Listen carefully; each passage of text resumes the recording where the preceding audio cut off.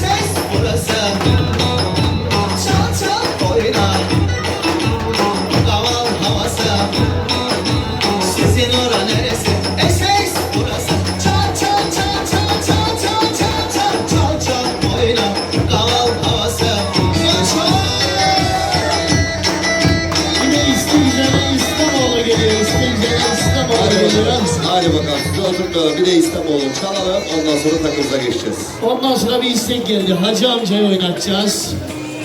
Evet.